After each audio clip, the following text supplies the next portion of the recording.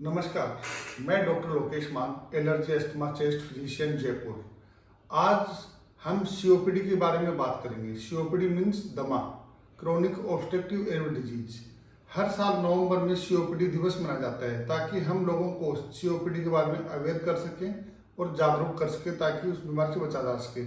COPD के अंदर जो श्वास नलियाँ हैं वो ढीली हो जाती है, जिसके कारण से वो प्रॉपर सांस को निकाल नहीं पाती हैं। मतलब सांस लेने में दिक्कत महसूस नहीं होती, लेकिन वो निकालने में महसूस होती है, जिसके कारण से फेफड़े में फुलावट हो जाती है और फेफड़े कमजोर हो जाते हैं, जिसके कारण से पेशेंट अपना ऑक्सीजन का लेवल नॉर्मल मेंटेन नहीं कर पाता।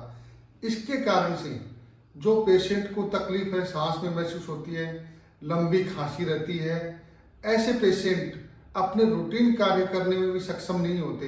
उनको इतनी कमजोरी रहती है कि वो घर से दूसरे घर जाना या अपने अड़ोसी पड़ोसी घर जाना भी मुश्किल हो जाता है। ऐसे पेशेंटों को छाती से सिटिकी से आवाज महसूस होना, ये सब होता है। इसके जो मुख्य कारण है वो धूम्रपान का सेवन, चाहे वो खुद कर रहे हो चाहे पास में बैठे हुए लोग कर रहे हो।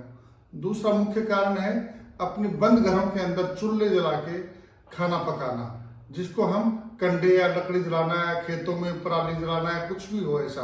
तीसरा एयर पोल्यूशन है जो आजकल बहुत कॉमन है। और कुछ एक जो लंबे टाइम तक अस्थमा रहता है वो कंट्रोल नहीं हो तो बाद में सीओपीडी बन जाता है, या जिन बच्चों में बार बार फेफड़ों में इन्फेक्शन होता है उनमें दमा बनने की संभावना रहती है। ऐसे पेशेंट अगर अपन देखें तो पूरे विश्व के अंदर 10 से 12% जनता है वो सीओपीडी से ग्रसित है, और लगभग हर साल 30 लाख लोगों से ज्यादा लोगों की आकस्मिक सीओपीडी की वजह से मृत्यु हो जाती है। ऐसे लोगों को बचाने के लिए हमें इन जो कारण है उनसे ही बचना पड़ेगा।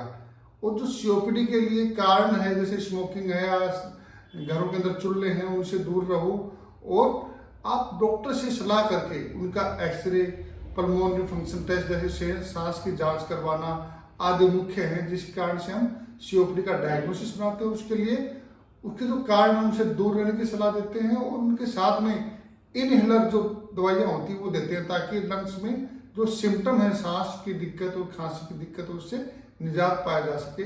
तो मैं आपसे यही कहूँगा कि इस सीओपीडी दिवस के ऊपर हम सब ये प्रण लें कि स्मोकिंग या इससे रिलेटेड जो घर के अंदर धुआं, बंद घरों के अंदर धुआं होता है उससे बचें।